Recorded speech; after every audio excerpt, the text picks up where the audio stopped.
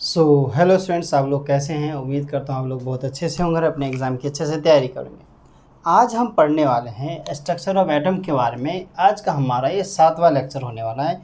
इससे पहले का लेक्चर आप लोगों ने अगर नहीं देखा है तो डिस्क्रिप्शन में नीचे की तरफ लिंक दे रखा है 6 लेक्चर का, और आई सेक्शन में ऊपर की तरफ इधर की तरफ वहाँ पे पूरा प्लेलिस्ट का लिंक दे रखा है।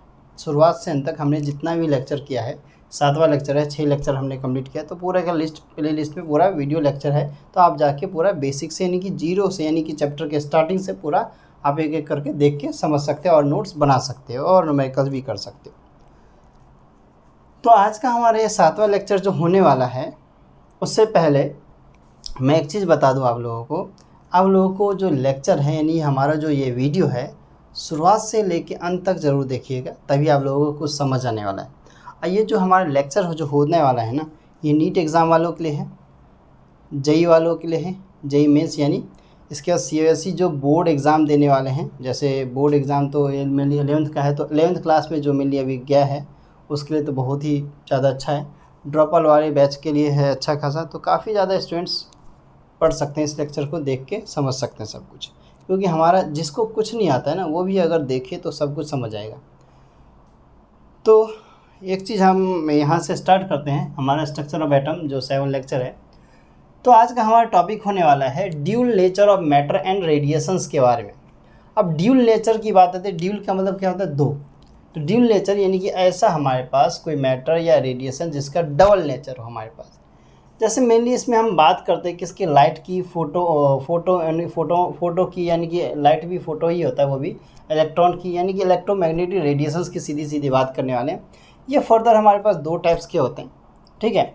एक होता है हमारा वेव नेचर का, तो एक होता है हमारा पार्टिकल नेचर, ठीक है। अब वेव नेचर में हमारे पास आता है डी ब्रॉगली वेव लेंथ आ जाता है। इसका रिलेशनशिप हम देखेंगे, इसको ही हम स्टार्ट करने वाले हैं अभी जस्ट। इसके बाद अगर मेनली बात की तो हमारे पास दूसरा आता है पार्टिकल नेचर, जिसको हम फोटो इलेक्ट्रिक इफेक्ट कहते हैं, जिसको हर्ट्ज और आइंस्टाइन ने दिया था। इसको जो देने वाला था वो डी ब्रॉगली ही था, साइंटिस्ट का नाम ही डी ब्रॉगली है। तो ये चीज़ हमारे पास हो जाता है, इसी को हम आगे देखने वाले हैं, तो आप लेक्चर पे बने रहें। सबसे पहले हम किसको देखने वाले हैं, हम सबसे पहले वेव नेचर को देखने वाले हैं, यानी डी ब्रॉगली टॉपिक डालेंगे, हम de Broglie wave length relationship देखेंगे। और इसके हम जो फॉर्मूला होगा उसी के बेस पे हम 3-4 जो भी हमारे पास एनसीईआरटी के क्वेश्चंस होंगे वो हम करेंगे, ठीक है, जो हमारे पास मोस्ट इंपॉर्टेंट क्वेश्चन होंगे। इसके बाद पार्टिकल नेचर यानी फोटो इलेक्ट्रिक इफेक्ट को करेंगे, उसके भी हम क्वेश्चंस ऐसे ही करेंगे। और नीट एग्जाम के प्रीवियस ईयर की क्वेश्चन की बात की जाए ना, तो हम पूरा पढ़ लेने के बाद बाकायदा हम प्रीवियस ईयर्स में जितने इंपॉर्टेंट क्वेश्चन हैं जो आने के चांस रहते हैं ज़्यादा से ज़्यादा, और हम अभी जो क्वेश्चन कर रहे हैं ना आप लोगों के लिए, जो एनसीईआरटी का क्वेश्चन, वो क्वेश्चन जो है ना वो जैसे नीट एग्ज़ाम या जेईई एग्ज़ाम में क्वेश्चन आते हैं ना, उसी टाइप के क्वेश्चंस होंगे। तो आप लोगों को उसे भी प्रैक्टिस करना है। तो अगर आप क्वेश्चंस का अगर कंपेयर करोगे ना, तो जैसे आप नीट एग्ज़ाम का क्वेश्चन पेपर देखोगे या जेईई का देखोगे ना, उसी टाइप का एनसीईआरटी का भी लगेगा। अगर आप लोग एनसीईआरटी को प्राइमरी दिया करो, ठीक है। एनसीईआरटी के अगर क्वेश्चंस आप से हो जाते हैं ना, क्योंकि एनसीईआरटी में हमारे पास जो क्वेश्चन दिए रहते हैं ना, लो लेवल से लेकर हाई लेवल तक सारे दिए रहते हैं। अगर हमारे पास एनसीईआरटी के क्वेश्चन हो सकते हैं तो हम आगे के क्वेश्चन आईआईटी के या हमारे पास जेईई मेंस के या हमारे पास नीट एग्ज़ाम के हम क्वेश्चंस जरूर कर सकते हैं। तो आइए हम इसको देखते हैं, वेव नेचर यानी डी ब्रॉगली वेव रिलेशनशिप के बारे में देखते हैं। इसको पहले आप नोट डाउन कर लें।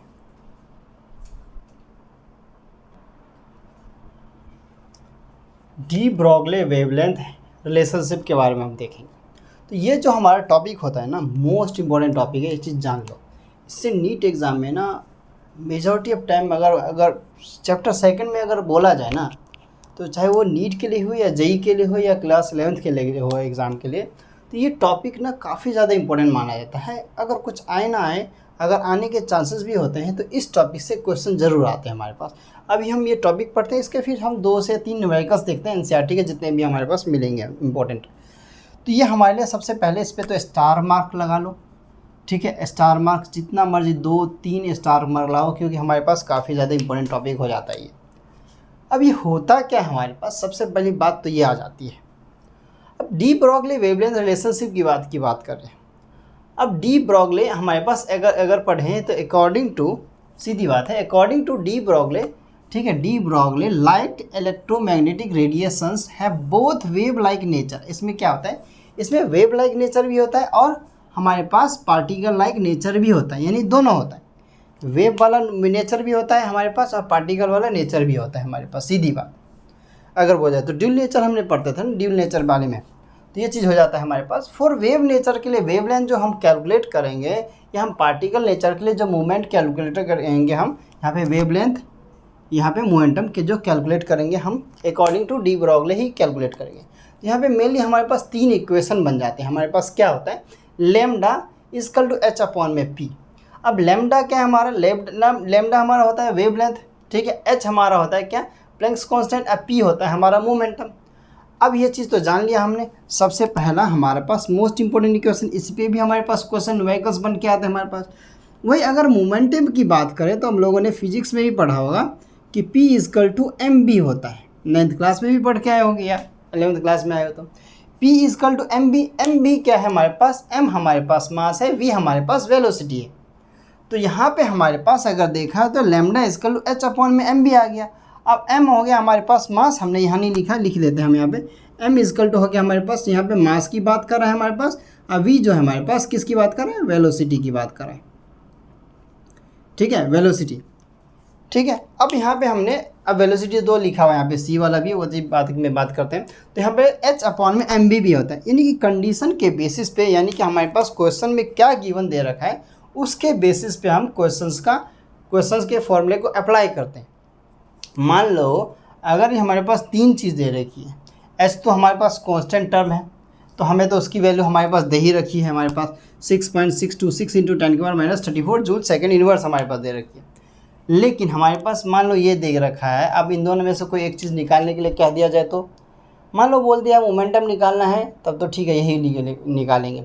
मान लो कि लैम्डा निकालना है यानी वेवलेंथ निकालना है, अब बोल रहा है कि मोमेंटम आपके पास दे रखा है, तब तो कोई दिक्कत नहीं है, हम यही फॉर्मूला करेंगे। लेकिन अगर मान लो कि वेवलेंथ निकालना है, आपके पास मास और वेलोसिटी दे रखा है, तब क्या यूज़ करोगे, तब तो ये यूज़ करोगे। लेकिन वही लाइट की बात कर रहा है, लाइट या फोटोन की बात कर रहा है, तब हमारे पास एक नया फॉर्मूला बन के आता है। वो भी क्या आता है, एम वी की जगह ना सी आ जाता है। सी क्यों आता है, क्योंकि हमारे पास यहाँ वी था, वेलोसिटी था, यहाँ पे सी क्या हो जाती है, सी हमारे पास वेलोसिटी ऑफ लाइट या वेलोसिटी ऑफ फोटोन हम मान लेते हैं, वेलोसिटी ऑफ लाइट मानते हैं। तो इसकी भी हमारे पास वैल्यू दे रखी है कितनी, 3 × 10⁸ मीटर पर सेकेंड। देखो v की वैल्यू नहीं दे रखी होगी, वेलोसिटी क्या है हमारे पास इस वाले में हमें नहीं पता, वो तो हमें दे रखा होगा या निकालने के लिए आएगा।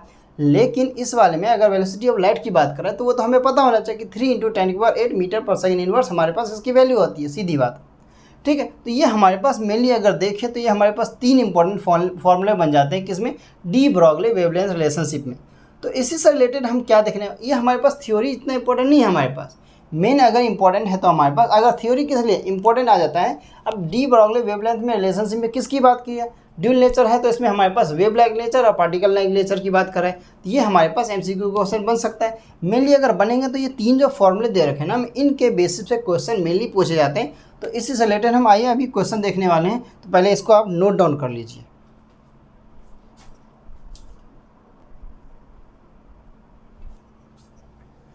यहाँ पे हमारे पास एक क्वेश्चन आ जाता है। अब ये क्वेश्चन है क्या, देख लो, यहाँ पे बोला है what will be the wavelength. अब मेनली यहाँ पे बात किसका क्या, वेवलेंथ का। तो हमारे पास वेवलेंथ क्या होगा, साफ साफ पूछा हुआ है। बॉल का मास हमारे पास दे रखा है, मूव कर रखा है, वेलोसिटी भी हमारे पास दे रखा है हमारे पास। सीधी बात है हमारे पास, पहले सबसे पहले गिवन लिख लेते हैं। हमारे पास गिवन क्या है हमारे पास, अगर हम गिवन लिख लेते हैं ना किसी क्वेश्चन में, तो हमारे लिए क्वेश्चन करना ईजी हो जाता है। अच्छा, गिवन से पहले एक चीज़ एक देख लेते हैं हमारे पास। ये मैंने एक टेबल नोट पॉइंट लिखा है, एक टेबल बना के। अब ये जो हमारे पास जितनी वैल्यू है ना, 1 2 3 4 5, ये पाँचों वैल्यू आप लोगों को याद होना चाहिए, चाहे वो मीटर में, सेंटीमीटर या बाकी जो यूनिट देखिए उसके बेस पे। क्यों, क्योंकि ये कन्वर्जन यूनिट आप लोगों को याद रखना होगा, एटलीस्ट एंगस्ट्रॉम्स। जैसे मान लो हमारे पास पहला दे रखा है 1 पिकोमीटर इजकल टू 10⁻⁻12 मीटर। अभी कन्वर्जन हमें याद होना चाहिए। अगर गिवन तो जनरली अगर दिया रहता है, अगर ना दिया रहे तो क्या करोगे, पता तो होना चाहिए ना हमें, हैं। गिवन हमें हमारे पास मेनली कन्वर्जन हमें पता होना चाहिए कि क्या दे रखा है हमारे पास। तो 1 पिकोमीटर इजकल टू 10⁻⁻, क्या हो जाता है हमारे पास 12 मीटर हो जाता है। इसके बाद 1 नैनोमीटर इजकल टू 10⁻⁹ मीटर हो जाता है। सेंटीमीटर में भी हमने कन्वर्ट करके दिखाया, लेकिन हमें मीटर वाले पोर्शन में ज़्यादा चाहिए हमें पास। और 1 माइक्रोमीटर इजकल टू 10 की पावर -6 होता है, 1 मिलीमीटर इजकल टू 10 की पावर -3 होता है, 3 मीटर होता है, 1 एंगस्ट्रॉम इजकल टू 10 की पावर -10 होता है, मीटर होता है। अब इसमें से ज़्यादा टाइम्स आते क्या है, तो एक एंगस्ट्रॉम वाला हमारे पास ज़्यादा जनरली आता है, एक माइक्रोमीटर का, एक हमारे पास पिकोमीटर का, नैनोमीटर का। जनरली देखा जाता है मिलीमीटर वाली को छोड़ के ज़्यादातर 4 तो आ ही जाते हैं हमारे पास। इस चीज़ को हमें नोट डाउन करना है ना, तो साइड में कॉपी के किसी कोने में ना इसे भी नोट डाउन कर लीजिएगा, ठीक है, तो क्योंकि ये काफ़ी ज़्यादा इंपॉर्टेंट होने वाला है। फिर आगे हम क्वेश्चन पे आते हैं। हाँ, तो क्वेश्चन में हमारे पास क्या क्या दे रखा है, हमारे पास मास दे रखा है, यानी कि मास यानी m दे रखा है मेरे पास 0.1 kg। अब देखेंगे इसे कन्वर्ट करने की ज़रूरत है या नहीं है हमारे पास, उसके बेसिस पे। इसके बाद हम देखते हैं हमारे पास क्या है, हमारे पास वेलोसिटी भी दे रखा है। वेलोसिटी दे रखा है हमारे पास कितना, 10 मीटर पर सेकेंड इनवर्स, ठीक। चेंज तो कन्वर्ट करने की ज़रूरत है, हम देख लेंगे क्वेश्चन में करना होगा तो। h हमारे पास यानी प्लैंक्स कांस्टेंट हमारे पास, इसी के बेसिस पे h हमारे पास, h तो हमको निकालनी पड़ेगा, प्लैंक्स कांस्टेंट होता है 6.626 इंटू 10 की पावर -34 और जूल सेकेंड इनवर्स हमारे पास होता है। इसमें हमारे पास अगर लगेगा फॉर्मूला तो lambda equal to h upon में mv का लगेगा। अब इसी के बेसिस पे हम क्या करते हैं, इस पर वैल्यू पुटअप कर देते हैं। h हमारे पास क्या है 6.626 इंटू 10 की पावर -34, ओके, ठीक है। वैल्यू पुटअप करें और तो हमारे पास आ जाता है मास हमारे पास कितना है 0.1 इंटू हमारे पास कितना दे रखा है, ये 10 दे रखा है। 0 को नीचे लेके जाते हैं तो हमारे पास कितना आ जाता है, ये कैंसिल हो गया हमारे पास, ठीक है। जूल सेकेंड से सेकेंड कन्वर्ट हो जाता है हमारे पास, ये आंसर आ जाता है हमारे पास। तो 10 की सेकेंड से सेकेंड जूल से जूल कैंसिल, ठीक है। हमारे पास आंसर आ जाता है किसका, इधर सीधा अगर लैम्डा कहा जाए तो हमारे पास 6.626 इंटू 10 की पावर -34, ठीक है, मीटर में आ जाता है हमारे पास। ये हमारे पास आंसर आ जाता है, इस चीज़ को आप देख सकते हो हमारे पास, ठीक है। तो ये हमारे पास एक क्वेश्चन था जो कि काफ़ी ज़्यादा इजी था, ये एनसीईआरटी का नहीं था, ठीक है। आई थिंक बोलो तो एनसीईआरटी का नहीं था, लेकिन हमारे पास आगे इसी टाइप के कुछ क्वेश्चन एनसीईआरटी में दे रखे हैं। जो लैम्डा से रिलेटेड जो क्वेश्चन है वो हमारे पास जैसे फोटोन से रिलेटेड है, ठीक है, जिसमें लैम्डा और सी की बात की गई है, जिसमें वेव नंबर निकालना होगा, उससे रिलेटेड हम कुछ क्वेश्चन कर लेंगे। अब इसे नोट डाउन कर लो पहले, फिर हम आगे देख लेते हैं, ठीक है। तो इसे नोट डाउन कर लेते हैं। दोबारा से हमारे पास एक क्वेश्चन आ जाता है, ठीक है, इसे हम सॉल्व करते हैं। हमारे पास इसमें क्या पूछा गया ये चीज़ देख लेते हैं। हमारे पास इसमें हमारे पास मास कैलकुलेट करना है। फोटोन ऑफ लाइट की बात दे रखी है, तो हमारे पास फोटोन यानी लाइट हमारे पास सी यूज़ करेंगे हम। वेवलेंथ हमारे पास 3 इंटू 10 की बार, अभी देखो हमने वैल्यू लिखी थी ना, नैनोमीटर, पिकोमीटर, माइक्रोमीटर, एंगस्ट्रॉम का, ठीक है। अब हमारे पास एंगस्ट्रॉम की वैल्यू आ गई 3.6 एंगस्ट्रॉम इक्वल टू कितना, तो 10 की पावर -10 मीटर होता है। ये चीज़ हमें पता होना चाहिए, तो हम यूज़ करेंगे इसका। तो सबसे पहले गिवन लिखते हैं, जो काम हमारा शुरुआत का होते आ रहा है। तो गिवन हम लिख लेते हैं। यहाँ पे हमारे पास क्या दे रखा है, सबसे पहले हमारे पास वेवलेंथ ही दे रखा है, यानी कि लैम्डा दे रखा है 3.6 एंगस्ट्रॉम। इसको चेंज कर लो तो 3.6 इंटू 10 की पावर -10 मीटर हो जाता है। फिर मास की बात करें तो मास तो हमें कैलकुलेट करना है।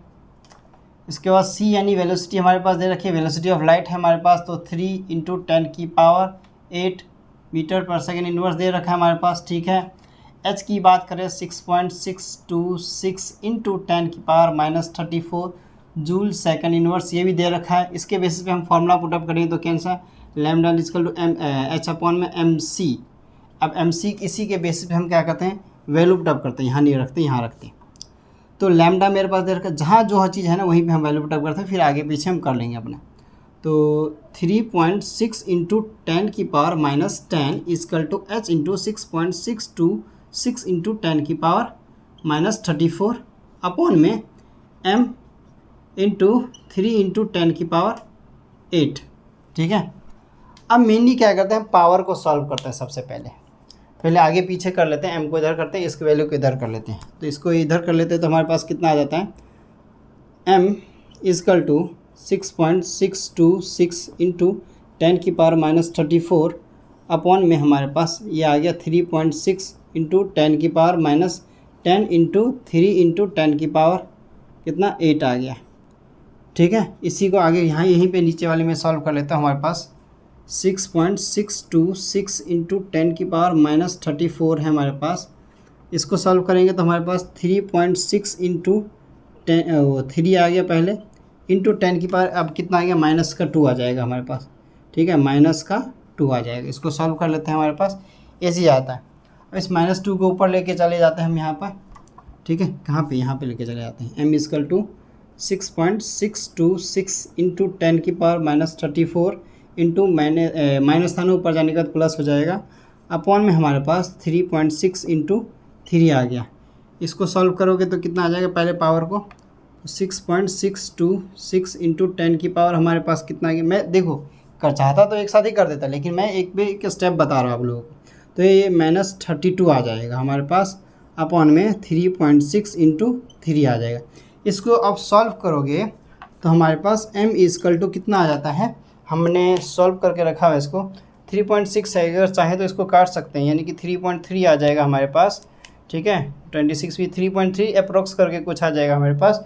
इसकी हमारे पास दे रखी है क्या, m = हमारे पास अगर सॉल्व कर लें इसको, अरे रुक जाओ, मल्टीप्लाई करते हैं। 36 × 3 6 3 18 के हाथ में 6 3 18 के हाथ 100 सीधा लिख देता है हमारे पास 0.6135 इंटू 10 की पावर हमारे पास -32 आ जाता है हमारे पास, सीधी बात। अब इसी के बेसिस पे अगर इसका आंसर लिखें हम कंसाइज वे में लिखें तो 6 पॉइंट हमारे पास कितना आता है, 6.135 आ जाता है। 6.135 इंटू 10 की पावर -33 kg, 6.135 इंटू 10 की पावर -33 kg हमारा ये फाइनल आंसर आ जाता है। तो ये हमारा मास निकल जाता है। क्या निकल जाता है हमारा, ये मास निकल जाता है, -33। ये हमारा फाइनल आंसर है। आप बल्कि कैलकुलेशन करके कर सकते हो, 3.6 को 3 से मल्टीप्लाई कर लेना, फिर बाद में डिवाइड करके देख लेना, तो ये चीज़ आप लोगों को पता चल जाएगा। तो हमने डायरेक्ट कर दिया यहाँ पे, ये चीज़ आप देख सकते हो। लेकिन क्वेश्चन सॉल्व देखो, कैलकुलेशन तो आप लोगों को स्पीड बढ़ानी पड़ेगी कैलकुलेशन में, क्योंकि जो एग्ज़ाम होते हैं ना, एग्ज़ाम में टाइम नहीं होता इतना, पता ही आप लोगों को, क्योंकि जितना मिनट उतना क्वेश्चन। ठीक है, तो हमें स्पीड तो मेंटेन करना पड़ेगा। अब कैलकुलेशन मेंटेन करो, किसके बेस पे आंसर है वो चीज़ देखो और उसको सॉल्व करो। ये हमारा एक क्वेश्चन रहता है। हमारे पास 2 और क्वेश्चन आते हैं इससे रिलेटेड, जो कि हमारे ना, जिसमें लैम्डा हो गया, वेव नंबर की बात कर रखी है उन्होंने। तो लैम्डा और वेव नंबर की बात करते हुए उन 2 क्वेश्चन को सॉल्व करते हैं, फिर हम अपने फोटो इलेक्ट्रिक इफेक्ट पे टॉपिक पे चले जाते हैं। तो इसको आप नोट डाउन करो अच्छे से।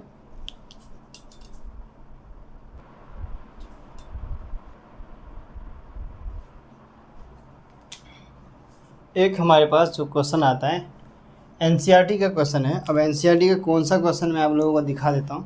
ये देखो, एनसीईआरटी में हमारे पास जो है ना, ये एक्सरसाइज पे आप चले, मेरे पास एनसीईआरटी जो है ना पुरानी वाली है। ठीक है, तो एनसीईआरटी का जो ये क्वेश्चन है ना, इसमें आप चले जाओगे तो 2.7 जो क्वेश्चन दिखेगा ना, 2.7 जो क्वेश्चन है एनसीईआरटी का, आप देख सकते हैं यहाँ पर।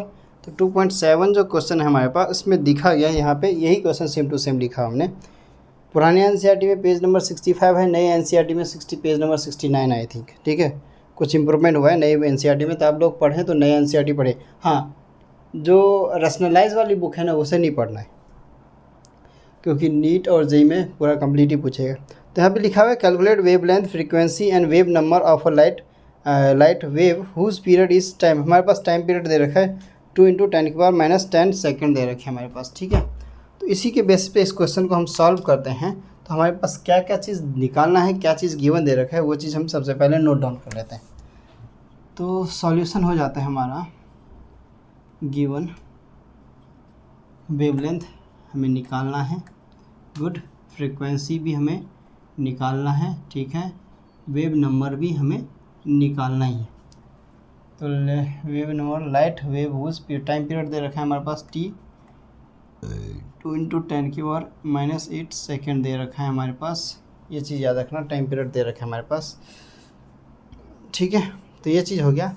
अगर इसी पे वैसे पे म्यू, अगर हमारे पास फ्रीक्वेंसी और टी देखा जाए तो 1 होता है हमारे पास, इतना अगर देखा जाए तो हमारे पास ये किसके फ्रीक्वेंसी टाइम पीरियड हो जाता है हमारे पास, क्या फ्रीक्वेंसी टाइम पीरियड की बात करें तो ये हमारे पास 1 हो जाता है। ये हो गया। अब इसी के बेसिस पे एक देखो, एक क्वेश्चन है एक दूसरे से कनेक्टेड क्वेश्चन है। कुछ दिन पहले ना हमने अब lambda wave frequency wave number हमने निकालने देखा। आई थिंक अगर मैं बोलूँ तो हमारा वो ना 5th लेक्चर था, 5वां लेक्चर था वो। अगर आप लोगों ने वो 5वां लेक्चर नहीं देखा ना तो ऊपर की तरफ आई सेक्शन पे प्लेलिस्ट दे रखा है, या आप हमारे यूट्यूब चैनल पे भी जाके प्लेलिस्ट सेक्शन में जाके वो आप 5वां जो लेक्चर है ना, ये 7th लेक्चर है, वो 5वां लेक्चर वो ज़रूर देखना, तभी ये क्वेश्चन करने आना, क्योंकि ये क्वेश्चन हमारा कनेक्टेड है। हमारे टॉपिक थोड़े इधर उधर हो रहे, कोई दिक्कत नहीं है। इस क्वेश्चन को हमारे पास करने के लिए सबसे पहले हमारे पास इसके बेस पे देखते हैं, तो यही फॉर्मूला हम लेके आते हैं। तो हमारे पास फ्रीक्वेंसी हम लेके आते हैं तो 1/t आ जाता है हमारे पास। क्या रहता है 1/t, तो 1 अपॉन में टाइम पीरियड दे रखा है 2 × 10⁻⁸ दे रखा है। अब इसका आंसर कितना आएगा देखो, सॉल्व करो। 1 को 2 से डिवाइड करो, 10⁻⁸ को ऊपर लेके चले जाओ, ठीक है, तो सॉल्व हो जाएगा हमारे पास। तो सीधी बात, अगर 10 कितना दे रखा था 8 ना NCERT में कितना दे रखा है, ओ ऐसी एक सिली मिस्टेक हो गया यहाँ पे, ये देखना सिली मिस्टेक, ब्लंडरी मिस्टेक। यहाँ 10⁻10 है, यहाँ 10⁻10 है, ठीक है, ये चीज़ रखना है। तो यहाँ पे भी हम 10⁻10 करेंगे, इसको लेके जाएंगे 1 अपॉन में 2 हो जाएगा इंटू 10 हो जाएगा, ठीक है। 1/2 को करेंगे तो 0.5 आ जाता है हमारे पास, ठीक है। 0.5 इंटू 10 आ जाता है। इसको काटते हैं तो 10 आ जाता है, ठीक है। तो इसको 10 को इधर ले जाओ तो हमारे पास कितना आता है 5 × 10। इसको उधर ले जाएंगे तो ये कट जाएगा और हमारे पास कितना हो जाएगा 9 हो जाएगा, और मीटर/सेकंड इनवर्स आ जाएगा। ये हमारे पास फाइनल आंसर आता है किसका, फ्रीक्वेंसी आ जाता है हमारे पास 5 × 10⁻⁻। ये इसको हर्ट्ज में कर लो, या और हमारे पास सेकंड इनवर्स में भी कर सकते हो। ये हमारे पास क्वेश्चन सॉल्व हो जाता है। तो ये हमारे पास फ्रीक्वेंसी हो गई। ये क्या हो गई हमारे पास, फ्रीक्वेंसी।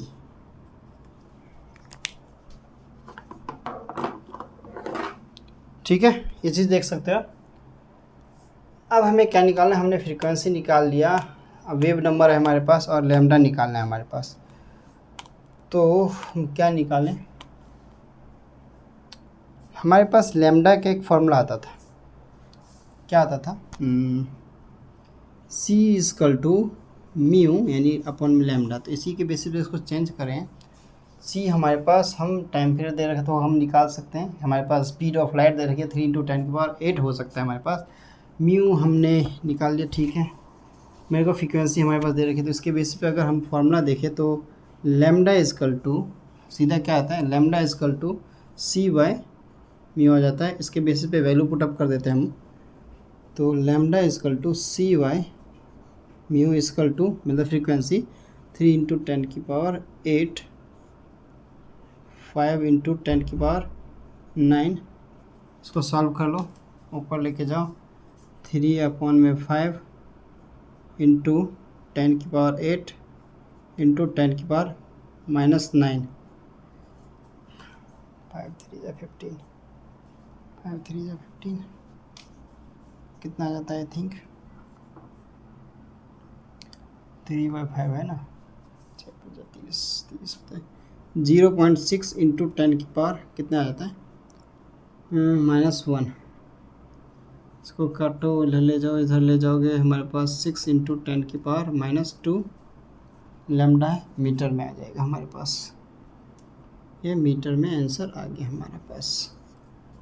ये चीज़ देख सकते हो, ये हमारे पास क्या आ गया, वेवलेंथ आ गया हमारे पास, ठीक है। वेव नंबर की बारी, वेव नंबर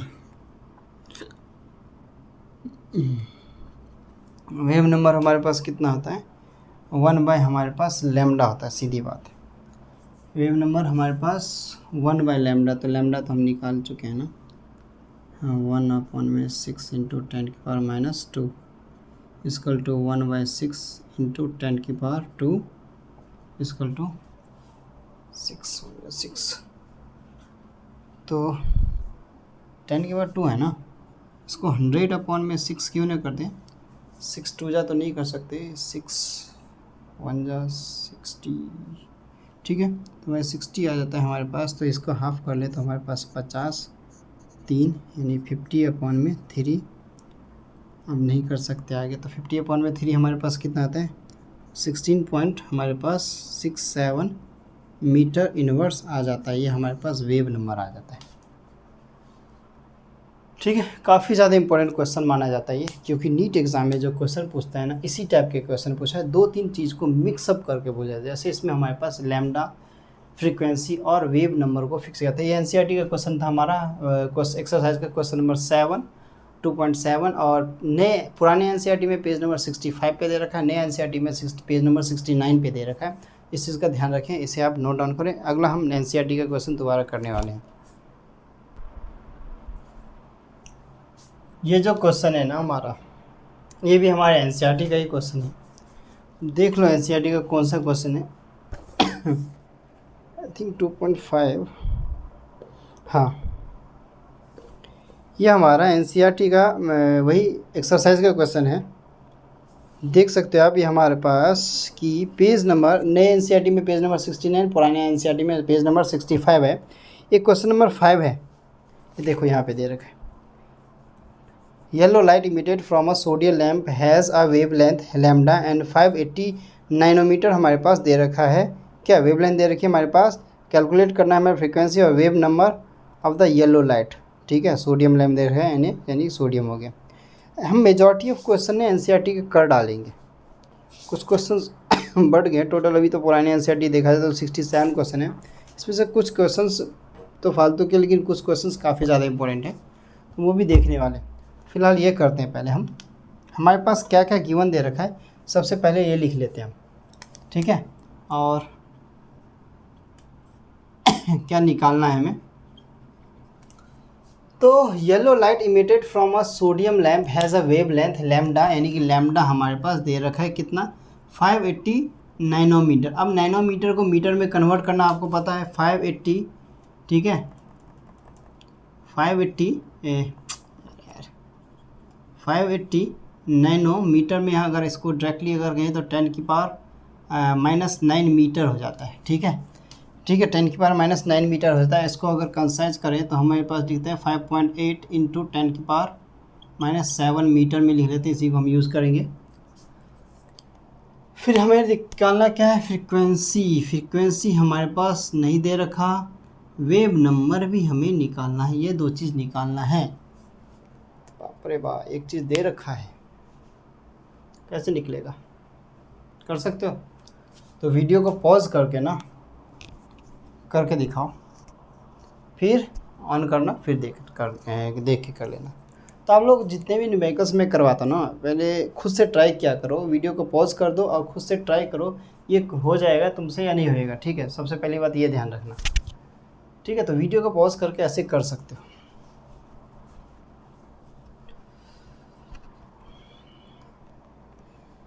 तो हमारे पास सबसे पहले क्या निकालें, वेव नंबर निकालते हैं, क्योंकि हमें 1/λ, तो हमें वेव नंबर पता है कि फॉर्मूला होता है कि वेव नंबर इक्वल टू 1/λ होता है। ये हमारे पास क्या है, वेव नंबर है, सॉरी। तो 1/λ हमारे पास कितना था, 1 अपॉन में 5.8 इंटू 10 की पावर -7 हो जाता है, इक्वल टू बोले तो 10 की पावर 7 अपॉन में 5.8 आ जाता है। तो डेसिमल को ऊपर भगाएंगे, भगा दिया, 10 की पावर हो गई, कितना आ गया, ठीक है। अगर मैं इसका आंसर लिखूं तो डायरेक्ट तो 1.72 इंटू 10 की पावर 4, ठीक है, 4 हो जाता है, मीटर इनवर्स हो जाता है। ये हमारे पास डायरेक्ट आंसर मैं लिख रहा हूँ, ठीक है, क्योंकि हमारे पास सॉल्यूशन है इसका, हमारे पास पहले से हम करके रख लेते हैं, टाइम वेस्ट नहीं करना ना हमें, ठीक है। इसे सॉल्व कर सकते हो। अब हमारे पास वेव नंबर आ गया, तो हमारे एक फॉर्मूला था क्या निकालने का, फ्रीक्वेंसी निकालने का। क्या था, C equal to mu lambda, ये था हमारे पास। C equal to mu lambda के बेसिस पे हम क्या करते हैं, यहाँ पे हम C दे रखा है, लैम्डा हमारे पास दे रखा है, तो म्यू इक्वल टू हमारे पास होता है C by lambda, I think so यही होता है। तो हमारे पास C तो मेरे पास दे रखा है ना, C तो हमारे पास 3 इंटू 10 की पावर हमारे पास, तो हमको याद होना चाहिए 8 मीटर पर सेकेंड इन्वर्स होना चाहिए, वो तो हमें पता होना चाहिए। तो हमारे पास 3 इंटू 10 की पावर 8 लैम्डा 5.8 इंटू 10 की पावर -7, ऊपर करते हैं 3 इंटू 10 की पावर 8 इंटू 10 की पावर 7 अपॉन में 5.8, इसको भी भगाते हैं, 10 के बाद 0 लगा लेते हैं, 10 हो गया हमारे पास, ठीक है। 7 1 8 8 16 16 आ जाता है हमारे पास।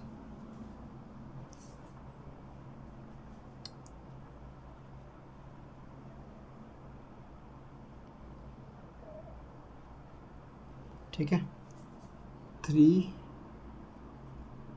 टू 10 की पावर 16 अपॉन में 58, डिवाइड करो।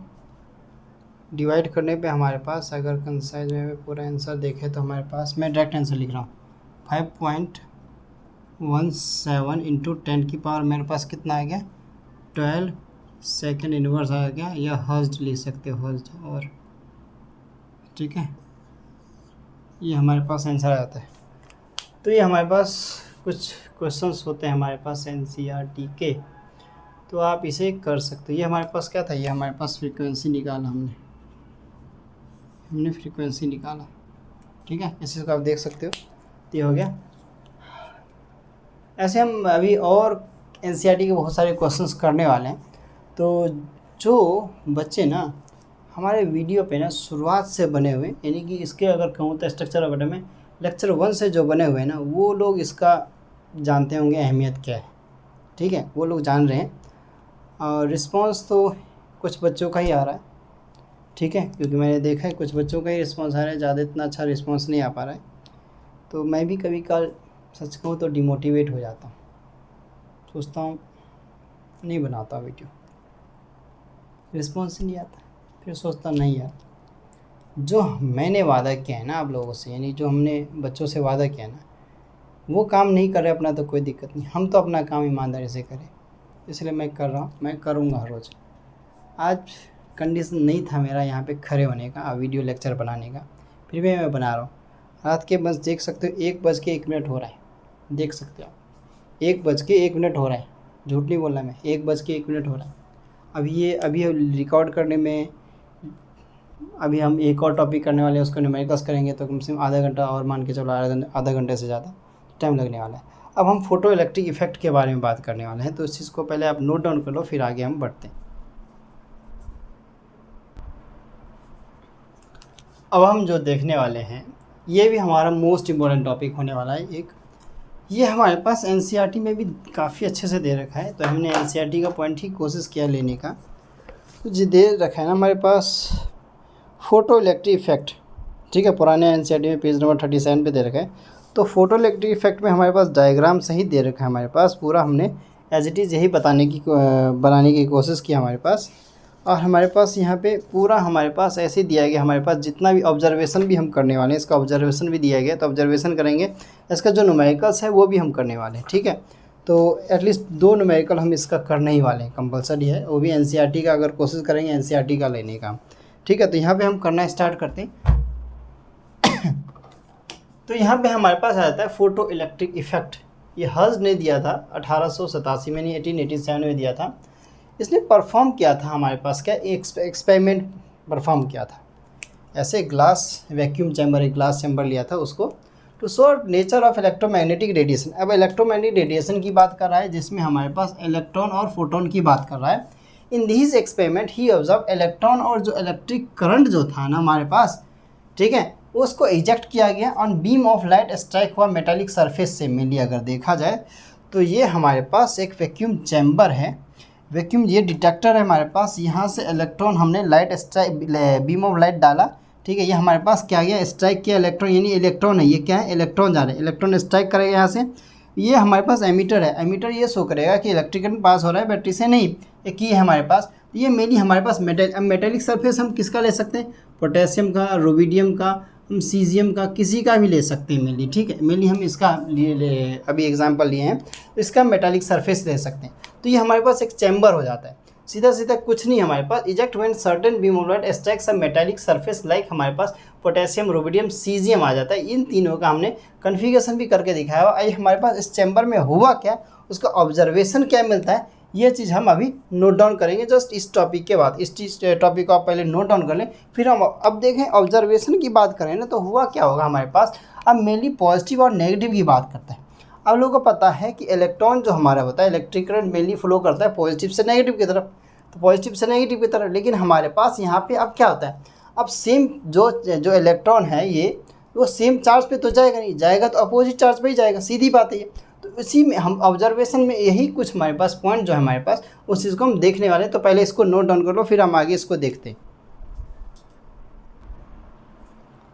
ऑब्जर्वेशन की बात करते हैं हमारे पास फोटो इलेक्ट्रिक इफेक्ट की। तो ऑब्जर्वेशन में हमारे पास कुछ 3 पॉइंट आ जाते हैं, फिर बाकी और भी पॉइंट आ जाते हैं। इसके बाद हमारे पास प्लैंक्स कांस्टेंट भी आता है हमारे पास, कांस्टेंट, उसको हम डेरिवेशन करके ड्राइव करके, डेरिवेशन नहीं पूरे ड्राइव करके फॉर्मूला लिख के मिली हम उसका क्वेश्चन सॉल्व करेंगे। तो इसमें हमारे पास ऑब्जर्वेशन में क्या आ जाता है, द इलेक्ट्रॉन गेट इजेक्टेड। अब इलेक्ट्रॉन इजेक्ट हो रहा था हमारे पास from metallic surface as soon as the beam of light strike the metal surface, there is no time lag, यानी कि डिले, यानी कि टाइम में कोई वो बोलते हैं ना डिले, मतलब हो रही थी, लेट नहीं हो रहा था, मेरी सीधी बात क्या होता है, between striking off light beam and ejection of electron. यानी कि अगर एनसीईआरटी, अब तो डायग्राम मिटा दिया तो एनसीईआरटी का ही समझाना पड़ेगा, ठीक है। तो हमारे पास यहाँ पे एनसीईआरटी में जो डायग्राम दे रखा है, इसके बेसिस पे हमने जो डायग्राम बनाया था वही चीज़ मैं बताऊँ। तो हमने बोला है कि हमारे पास जो इलेक्ट्रॉन इजेक्ट हुआ ना, हमारे पास मेटालिक सरफेस, ये मेटालिक जो सरफेस है वो हमारे पास वो जा रहा है ना दूसरे की तरफ, वो उसमें डिले नहीं हो रहा है स्ट्राइक करने में ना, जैसे जा रहा है टकरा रहा है, जैसे जा रहा है टकराया गया टकराया गया टकराया गया टकराया गया, डिले विले कुछ नहीं हो रहा है, इजेक्ट कर रहा है। तो हमारे पास वही number of electron ejected from metallic surface is directly proportional. अब डायरेक्टली प्रोपोर्शनल की बात हो रही है, यानी तो टाइम की डिले तो होगी नहीं, डायरेक्टली सीधा सीधा जा रहा है, आ रहा है जा रहा है, आ रहा है जा रहा है, आ रहा है जा रहा है, आ रहा है जा रहा है, सीधी बात।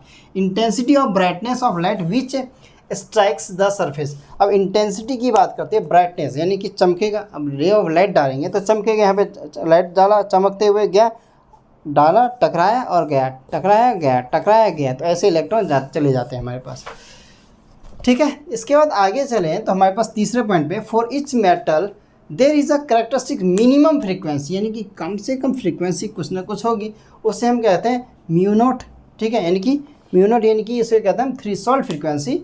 अब below which photo electric effect is not possible. अब इससे नीचे तो पॉसिबल ही नहीं है। इसमें भी हमारे पास यही चीज़ लिखा हुआ है। आगे अगर पॉइंट देखें तो इस वाले सेक्शन में आप अगर पढ़ोगे ना तो यही चीज़ लिखा हुई है, 3 जो पॉइंट है हमने यही 3 पॉइंट लिखे, तो इससे नीचे तो पॉसिबल ही नहीं है। At frequency mu and mu naught the electron get ejected from metallic surface and with certain kinetic. अब देखो कोई भी चीज़ हमने पढ़ते आ रहे हैं शुरुआत से, 9th क्लास में भी मेनली पढ़ा होगा कि काइनेटिक एनर्जी की बात होती है। आप बात करो वहाँ पे जहाँ पे एनर्जी की बात होगी वहाँ पे काइनेटिक एनर्जी की बात कैसी ना हो।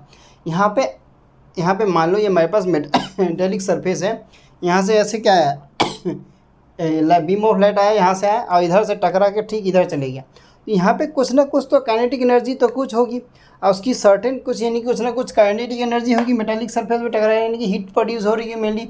द काइनेटिक एनर्जी जो होगा वो डायरेक्टली प्रोपोर्शनल होगा, ये भी डायरेक्टली प्रोपोर्शनल होगा, यानी कि सीधा सीधा जा रहा होगा, ठीक है। अब डायरेक्टली प्रोपोर्शनल इसलिए कह रहा हूँ ना कि सीधा सीधा जा रहा होगा, जितना आया उतना ही गया, जितना आया उतना ही गया। इन्वर्सली प्रोपोर्शनल में कुछ घट जाता है यानी कम हो जाता है। तो directly proportional to the frequency of light which strike the metallic surface. Metallic surface पे जितना टकराएगा, जितना टकराए उतना जाएगा, जितना टकराए उतना चले जाएगा, जितना टकराएगा उतना चले जाएगा, ठीक है। तो इलेक्ट्रॉन इजेक्ट हो रहा है, तो जितना मेटालिक सरफेस से टकरा रहा है, रुबिडियम सीजियम हमारे पास हमने पोटेशियम लिया था, उससे मेटालिक सरफेस जितना टकराएगा उतना चले जाता है, सीधी बात है। तो वहाँ पे काइनेटिक एनर्जी की बात होती है। फिर बाद में अगर जो बात होती है वो पॉइंट हम अभी देखने वाले हैं, पहले इसको नोट डाउन कर लो फिर आगे देखते हैं। देखो बाद में हम हुआ क्या था, लेटर ऑन 1904 यानी कि बाद में हमारे पास 1909 में आइंस्टाइन जी आए, उन्होंने फोटो इलेक्ट्रिक इफेक्ट को और एक्सटेंड कर दिया, यानी और अच्छे से बताया। ये चीज़ हमारे एनसीईआरटी में भी दे रखा है, यहाँ पे अगर डेली बात की जाए तो हमारे पास एल्बर्ट आइंस्टाइन के बारे में दे रखा है यहाँ पे कि आइंस्टाइन जी आए, इन्होंने फोटो इलेक्ट्रिक इफेक्ट को और भी अच्छे से बता दिया था। ये पॉइंट यहाँ लिखा हुआ है 1905 लिखा हुआ है हमारे पास, हमने 4 लिखा है, ठीक है। तो 1905 में आए थे, it was able to explain, तो अच्छे से एक्सप्लेन किया था मेनली इन्होंने, ठीक है। इन्होंने 1905 लिखा हुआ है, तो हम भी 5 ही लिख लेते हैं, यहाँ पे हमने 4 लिखा हुआ है तो 19 हमने 5 लिख लेते हैं एनसीईआरटी में जब 5 लिखा हुआ है। तो 1905 में आइंस्टाइन जी आए, उन्होंने फोटो इलेक्ट्रिक इफेक्ट को और अच्छे से एक्सप्लेन किया।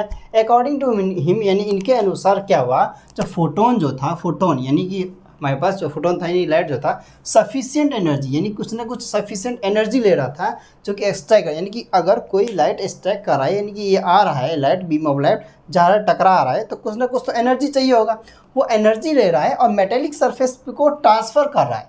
और ट्रांसफ़र जो कर रहा है ना वो इंटेंसली यानी कि तुरंत जो हो रहा है to the electron during the collision. अब कॉलिजन का मतलब होता है बीम ऑफ लाइट आया, टकराया और ट्रांसफ़र कर गया, यानी मेटेलिक सरफेस से आया, टकराया और चले गया, तो कुछ ना कुछ हमारे पास एनर्जी कंज्यूम कर रहा होगा। कॉलिजन मतलब टकराना, एंड इलेक्ट्रॉन गेट इजेक्टेड, तो वहाँ से इलेक्ट्रॉन इजेक्ट होकर आगे की तरफ पॉजिटिव हमारे पास जो चार्ज है डिटेक्टर है उधर की तरफ जा रहा है हमारे पास विद नो टाइम डिले। तो इस चीज़ में ना तुरंत हो रहा है काम, जो हो रहा है ना तुरंत हो रहा है। इन्होंने और अच्छे से बता दिया, जो काम हो रहा है ना वो और अच्छे से आ रहा है। बीम ऑफ लाइट आया, टकराया, तुरंत गया, आया, टकराया, तुरंत गया, आया, टकराया, तुरंत गया, किधर की तरफ, डिटेक्टर की तरफ, यानी नेगेटिव से पॉजिटिव की तरफ जा रहा है हमारे पास, ठीक है। तो मेटेलिक सरफेस से टकरा के, तो higher energy possessed by the photon greater will be the, अब देखो हायर एनर्जी की बात करा, हायर एनर्जी पोजेस करेगा तो ग्रेटर विल बी द हमारे पास क्या होगा, अगर ज़्यादा एनर्जी पोजेस करेगा तो फोटोन हमारे पास क्या होगा, एनर्जी भी ट्रांसफर ज़्यादा करेगा। तो from photon to electron in higher will be the kinetic energy, तो काइनेटिक एनर्जी भी क्या होगी, उतनी ही ज़्यादा हो जाएगी। ये चीज़ हमें ध्यान रखना है, नहीं तुरंत आया, टकराया, तुरंत गया, तुरंत आया, टकराया, तुरंत गया, ये चीज़ को बार बार रिपीट हुआ तो तुरंत जितना जल्दी आएगा बीम ऑफ लाइट उतना जल्दी टकराएगा, मेटेलिक सरफेस उतना जल्दी डिटेक्टर के पास जाएगा इलेक्ट्रॉन टकराने के बाद, तो ये चीज़ में हमारे पास काइनेटिक एनर्जी भी होगा तो उतनी ही ज़्यादा हायर काइनेटिक एनर्जी पे प्रोड्यूस होगी। ये चीज़ हमारे पास लिखा हुआ है यहाँ पे, यही चीज़ को आप नोट डाउन करना है। आगे हम यहाँ पे करते हैं किसको, प्लैंक्स इक्वेशन को हम प्रूव करते हैं यहाँ पे, फिर कुछ दो न्यूमेरिकल्स करते हैं, इसके बाद आगे देखते हैं। हम इसको चीज़ को नोट डाउन कर लो आप। अकॉर्डिंग टू प्लैंक्स इक्वेशन, अब जैसे प्लैंक्स कांस्टेंट हम कांस्टेंट जो पढ़ते थे हम 6.6 × 10 × 34 जूल सेकेंड इनवर्स, इसी के बेसिस पे हमारे पास एनसीईआरटी में भी अगर देखें हमारे पास तो ये चीज़ दे रखा है हमारे पास इसी में। तो हम प्लैंक्स कांस्टेंट मेनली देख लेते हैं, तो हमारे पास यहीं पे दे रखा है काइनेटिक एनर्जी के बाद ही, तो ये चीज़ हम देख लेते हैं। जो हमारे पास ये इक्वेशन है ना, ये हमारे पास मोस्ट इंपोर्टेंट होता है, एनसीईआरटी में यहाँ पे चीज़ दे रखा है, तो एनसीईआरटी के हिसाब से हम करें और एनसीईआरटी का हम क्वेश्चंस भी करने वाले हैं आगे का, तो ये चीज़ हम देख लेते हैं यहाँ पे हमारे पास। तो क्या आ जाता है हमारे पास कि अकॉर्डिंग टू प्लैंक्स इक्वेशन के हिसाब से अगर ई पी, अब पी क्या हमारे पास फोटोन की बात कर रहा है, ई यानी कि इलेक्ट्रॉन की बात करता है। अब एनर्जी ऑफ फोटोन हमारा एच म्यू हो जाता है। अब म्यू क्या हो जाता है हमारे पास, फ्रीक्वेंसी म्यू नोट हमारे पास ये फ्रीक्वेंसी होता है, लेकिन थ्रेशोल्ड फ्रीक्वेंसी की बात करता है हमारे पास। और डब्ल्यू नोट हमारे पास वर्क फंक्शन इसलिए लिखा मैंने क्योंकि कभी कल वर्क फंक्शन से रिलेटेड भी क्वेश्चन आ जाते हैं, ठीक है।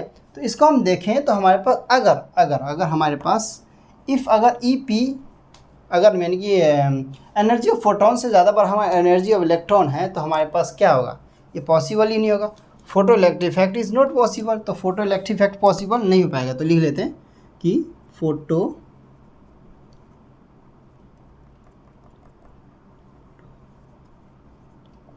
इलेक्ट्रिक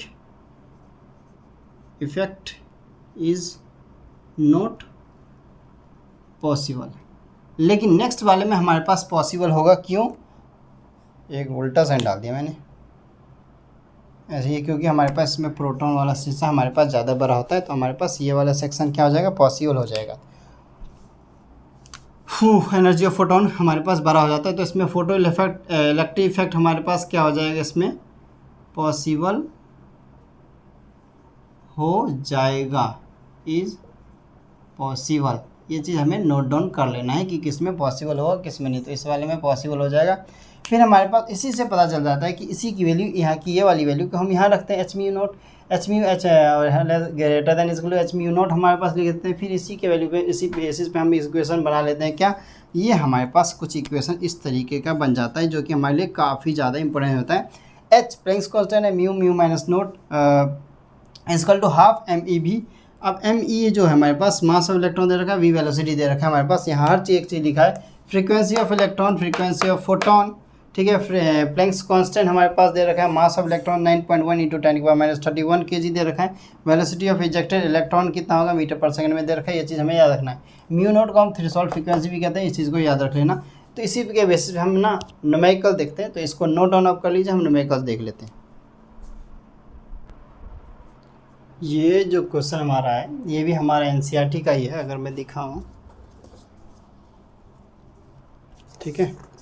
तो एनसीईआरटी का हमारा पुराने अगर पेज पे देखा जाए तो 39 पेज है हमारा पुराने बुक में। और ये हमारे 2.7 जो प्रॉब्लम हमारे पास दे रखा है ना, नीचे में ये चीज़ दे रखा है, ये हमारे पास सॉल्व है ऑलरेडी, तो इसको भी हम सॉल्व करें। तो हमारे पास दे रखा है क्या, 100 वाट हमारे पास बल्ब दे रखा है हमारे पास, जो कि इमिट करता है मोनोक्रोमेटिक लाइट को। वेवलेंथ उसकी 400 नैनोमीटर दे रखी है। कैलकुलेट करना नंबर ऑफ फोटॉन्स हमारे पास कितना है पर सेकंड, कितना हो रहा है बल्ब का।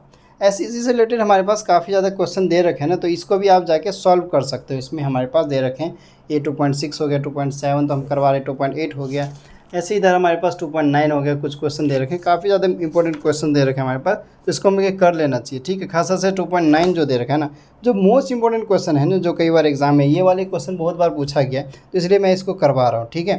तो हम इसको आइए सॉल्व कर लेते हैं इसको। तो हमारे पास क्या दे रखा है, पावर ऑफ द बल्ब दे रखा है हमारे पास। सॉल्यूशन में गिवन में हमारे पास क्या दे रखा है, पावर ऑफ द बल्ब दे रखा है हमारे पास कितना, 100 वाट। इसको ना जूल सेकंड में कन्वर्ट कर लो तो 100 जूल सेकंड इन्वर्स हो गया हमारे पास। इतने में 400 वेवलेंथ दे रखा है हमारे पास, लैम्डा दे रखा है 400 नैनोमीटर, यानी कि इसको हम अगर कैलकुलेट करें तो 10⁻⁹ में कन्वर्ट कर लेना चाहिए, ठीक है। 10⁻⁹ मीटर होता है हमारे पास, तो 400 इंटू 10⁻⁹ मीटर होता है। बाकी बाद में हम देख लेंगे इसको, ठीक है।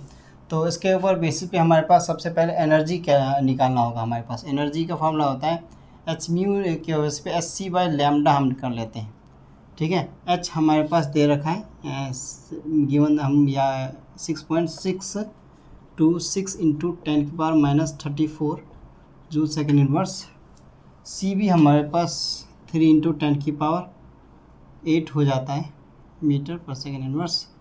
तो इस वैल्यू को पुटअप करते हैं तो निकालते हैं H 6.626 into 10⁻⁻34 into 3 into 10⁸ lambda 400 to 10⁻⁹ ये पे लेते हैं, कितना हो गया। अगर इसको हम निकालने बैठे, पहले पावर सॉल्व कर लेते हैं। 6.626 इंटू 10⁻34 इंटू 3, एक काम करते हैं पावर को एक साथ लिखते हैं, 3 इंटू 10⁻⁻34 इंटू 10⁸ इंटू 10⁹ अपॉन में 400।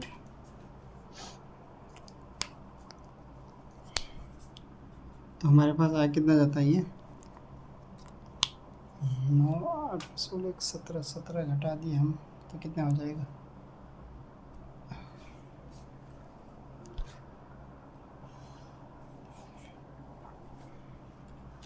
8 और 9 कितना हो गया, 8 16 17 हो गया और 34 ही हो रहे, तो हमारे पास 17 ही आ जाएगा। हमारे पास कितना आ जाएगा, 17 आ जाएगा। तो 6.626 इंटू 10⁻⁻, इंटू 3 इंटू 10⁻⁻17 ही आएगा हमारे पास, अपॉन में 400 आ गया। इसके बेसिस पे इसको हम सॉल्व कर लेते हैं तो हमारे पास आंसर निकल जाता है कितना, नीचे लिखेंगे हम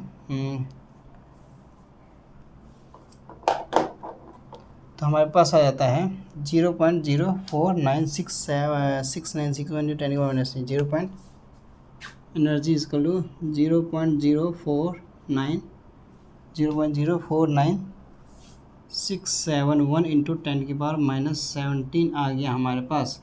इसी को अगर करें तो हमारे पास कितना आ जाता है 4.9671 इंटू 10 हमारे पास आती है, तो यूनिट लिया ना हमने, 10⁻⁻19 आ जाएगा हमारे पास। अब यूनिट आ जाएगा हमारा कितना, जूल। इस चीज़ को देख लेना। अब यहाँ पे हमारा क्वेश्चन ख़त्म नहीं हुआ, क्योंकि हमें नंबर ऑफ़ फोटॉन्स निकालने के लिए कहा गया। तो नंबर ऑफ़ फोटॉन्स हमारे पास कितना है, हमारे पास बल्ब कर देते हैं हमारे पास, तो number of photons emitted equal to हमारे पास कितने हैं, power of the bulb of the bulb और एनर्जी ऑफ दी फोटोन। इसके बेसिस पे अगर देखें तो हमारे पास आ जाता है कितना,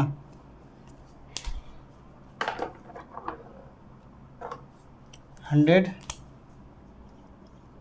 जूल सेकेंड इनवर्स था। ये कितना निकला, 6.6 एक मिनट 4.9671 इंटू 10 हमारे पास 19 जूल से जूल कैंसिल कर दो, सेकंड में आंसर आएगा इसका। तो इसमें हमारे पास हो जाता है 20.12277 इंटू 10 प्लस का 19 आ जाएगा ये हमारे पास, और सेकंड आ जाएगा हमारे पास। इसका फाइनल आंसर लिखे तो हमारे पास आता है 2.012277, इतना ज़्यादा आने की ज़रूरत नहीं है, इंटू हमारे पास कितना आ जाएगा 22 इनवर्स आ जाता है। ये हमारे पास फाइनल आंसर आ जाता है। तो ये आंसर हो जाता है। एनसीईआरटी में भी हमारे पास 2.0122 तक यहाँ पे करके इन्होंने ख़त्म कर दिया, सेकंड इनवर्स तक ये क्वेश्चन आ जाते हैं। तो अब हम एक्सरसाइज का एक और क्वेश्चन करेंगे, फिर एंड करेंगे लेक्चर को। तो इस चीज़ को नोट डाउन कर लो आप, ठीक है। ऐसे तो सॉल्व एग्जाम्पल है हमारे पास ये प्रॉब्लम का। ये भी हमारा एनसीईआरटी का एक क्वेश्चन है, ठीक है, प्रॉब्लम में ही है हमारे पास ये क्वेश्चन। तो ये क्वेश्चन हमारे पास आता है, हमारे पास इसमें लिखा क्या हुआ है हमारे पास, the threshold frequency mu naught for a metal, यानी कि ये थ्रेशोल्ड फ्रीक्वेंसी म्यू नॉट दे रखा है हमारे पास, फॉर अ मेटल हमारे पास दे रखा है, यानी कि म्यू नॉट दे रखा है हमारे पास। कैलकुलेट करना है हमारे पास kinetic energy of an electron emitted when radiation of frequency हमारे पास दे रखी है, म्यू दे रखी है 1 इंटू 10⁻15 सेकेंड इनवर्स। तो सही तो है हमारे पास, दो मेन चीज़ तो दे ही रखा है हमारे पास। तो हमारे पास इसी के बेसिस पे सॉल्यूशन करते हैं। तो गिवन लिख लेते हैं हमारे पास सबसे पहले। तो म्यू नोट हमारे पास थ्रेशोल्ड फ्रीक्वेंसी दे रखा है 7 इंटू 10⁻14, ठीक है। सेकेंड इनवर्स म्यू भी हमारे पास दे ही रखा है, तो कितना 1 इंटू 10⁻15 सेकेंड इनवर्स। इसी के बेसिस पे एच हम ले सकते हैं 6.626 इंटू 10⁻34 जूल सेकेंड इनवर्स। निकालना क्या है, काइनेटिक एनर्जी, ठीक है। तो अकॉर्डिंग टू आइंस्टाइन इक्वेशन हम मान लेते हैं, आइंस्टाइन इक्वेशन के हिसाब से हमारे पास काइनेटिक एनर्जी का फॉर्मूला जो हो जाता है हमारे पास, क्या होता है हमारे पास, हाफ एम, हमने लिखा था ना अभी, हाफ एम ई भी के स्क्वायर इजकल टू एच और म्यू, हाँ म्यू माइनस म्यू नोट हो जाता है। ये हमारे पास फॉर्मूला हो जाता है मेनली देखा जाए तो। अब हमें जो निकालना है ना, ये तो हमें पूरा दे रखा है, ये हमें निकाल लेना है इसी से। तो हम वैल्यू जो रखेंगे, तो हमारे पास वैल्यू रखते हैं हमारे पास काइनेटिक एनर्जी इजकल टू हमारे पास एच दे रखा है 6, इस पे H mu minus mu naught 6.626 into 10⁻34 दे रखा है, और हमें दे रखा है कितना, यू नोट दे रखा है ना हमारे पास, तो 1 × 10⁻15 माइनस 7 × 10⁻14 दे रखा है, माइनस कर लो और आ जाएगा आंसर। तो हमारे पास इसका आंसर आ जाता है 6.626 × 10⁻34 ब्रैकेट में अगर मेनली हमारे पास बात किया जाए, ठीक है, और 14 है ना, इसको 14 के बराबर कर लेते हैं हमारे पास, तो सेकंड इन्वर्स है हमारे पास, सीधी बात है। सेकंड इन्वर्स में हमारे पास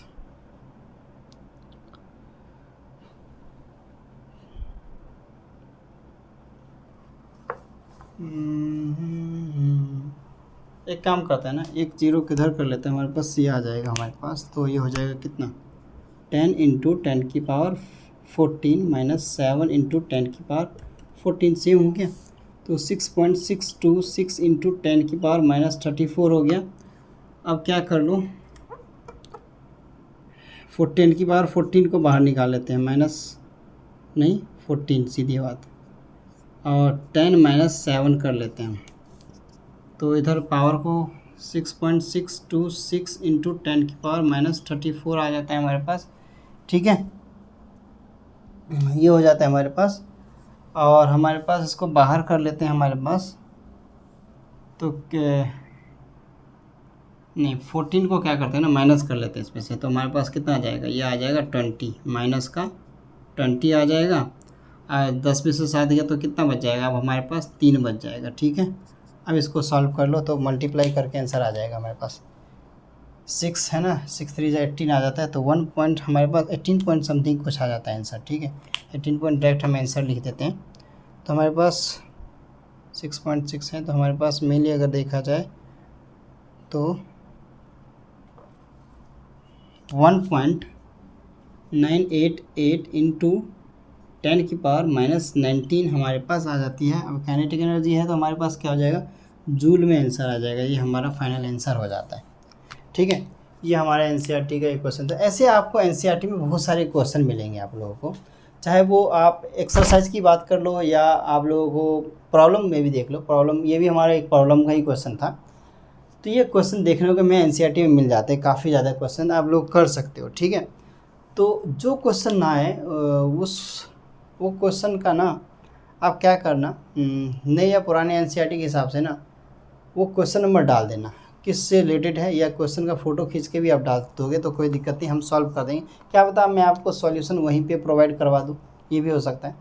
तो ये लेक्चर जो है हमारा ना काफ़ी ज़्यादा लंबा तो ही हो गया, थोड़ा सा टाइम भी हो गया, कितने 2:07 हो रहे, देख सकते हो 2:07 हो रहे।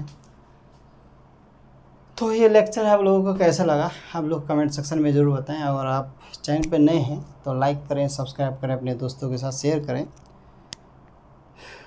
हमारा जो एक नीट या जेईई सीरीज़ हमने जो चलाया, आप लोग सपोर्ट करोगे तभी काफ़ी ज़्यादा ये आगे तक सफल होएगा, ठीक है।